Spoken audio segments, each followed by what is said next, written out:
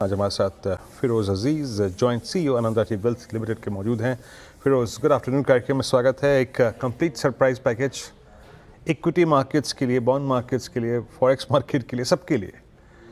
अच्छा फिरोज़, आपने सोचा था कि एक सिंगल ट्रांच में 50 बेसिस पॉइंट का कट पॉसिबल, और इसके मायने क्या है इक्विटीज़ के स्पेशली? अब आप large cap, mid cap IT, या फिर large cap, mid cap, small cap, और एक और चीज़ स्पेशली थोड़ा सा आपका ठीक रेट सेंसिटिव पे, like banks, NBFCs and real estate, इन तीन पे आपका एक मुख्य व्यू। फिरोज।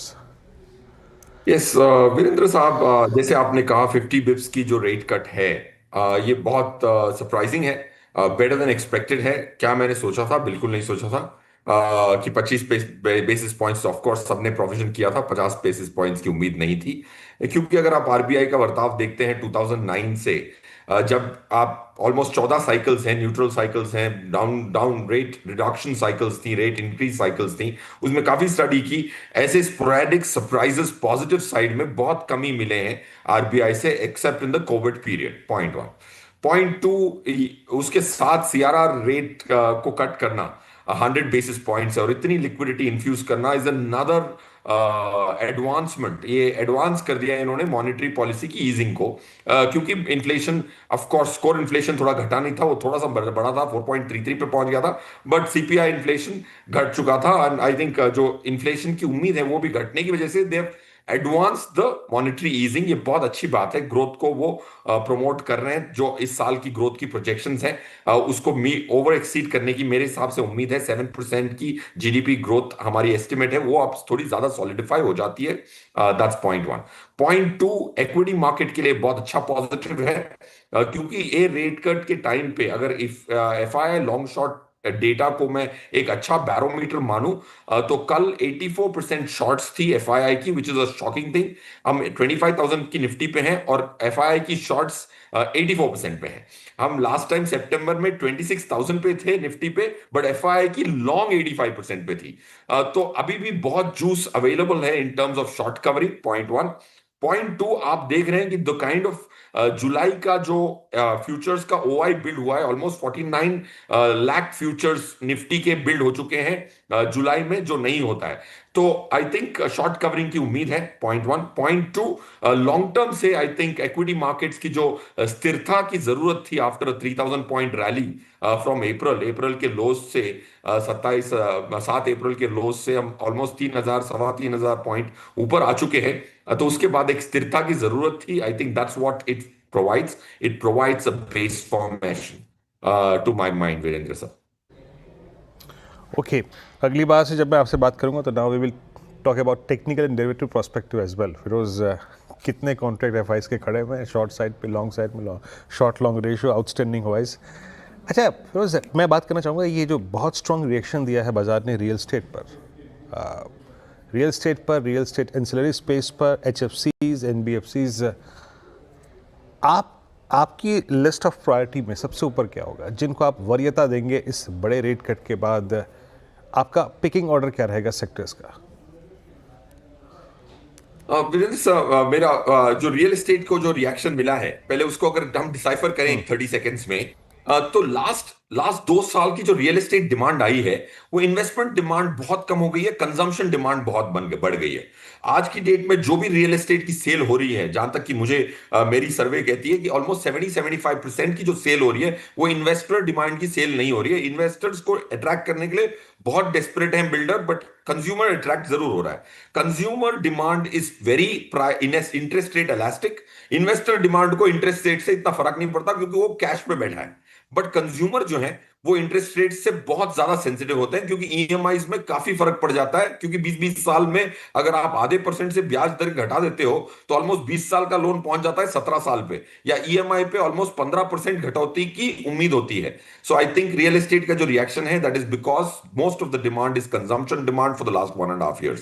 Point one. तो मेरी रियल एस्टेट पे ऑफकोर्स बुलिश व्यू होगी।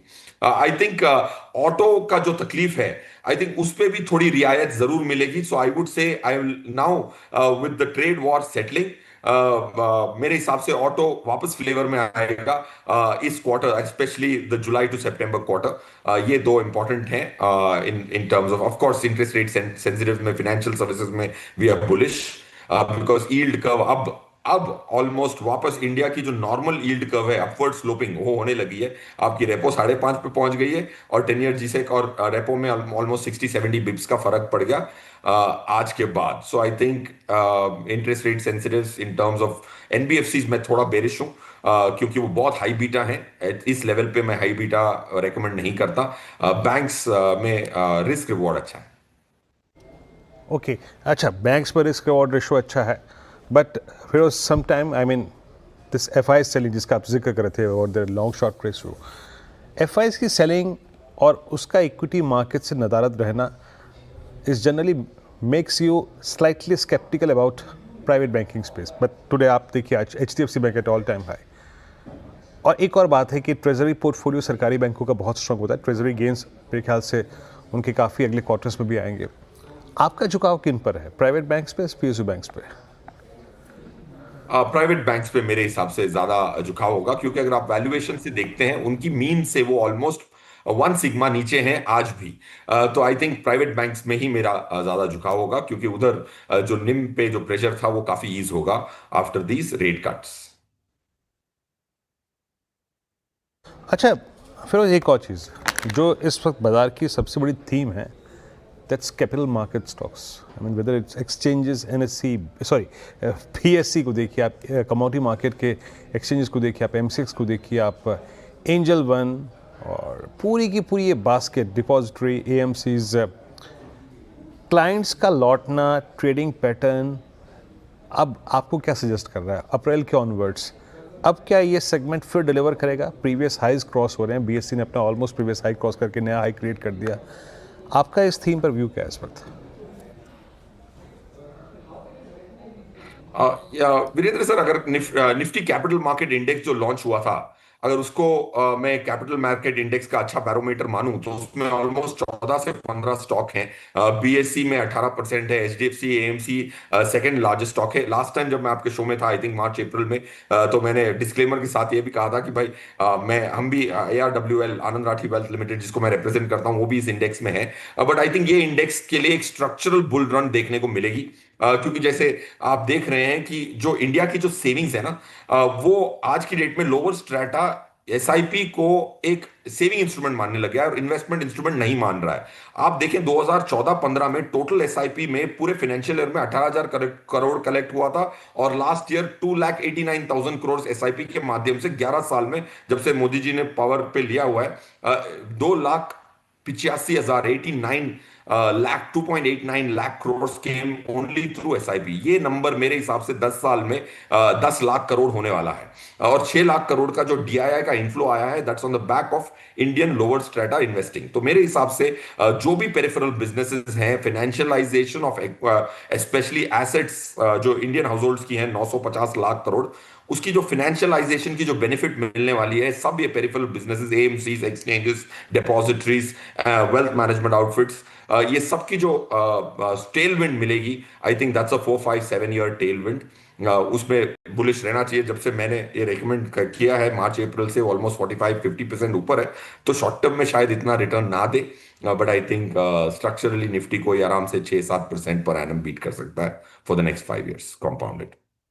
फिरोज बहुत बहुत शुक्रिया, आप इस कार्यक्रम में शामिल हुए, सभी सेक्टर्स पर अपनी राय रखी आपने, बाजार पर राय रखी आपने। Thanks very much and have a nice weekend.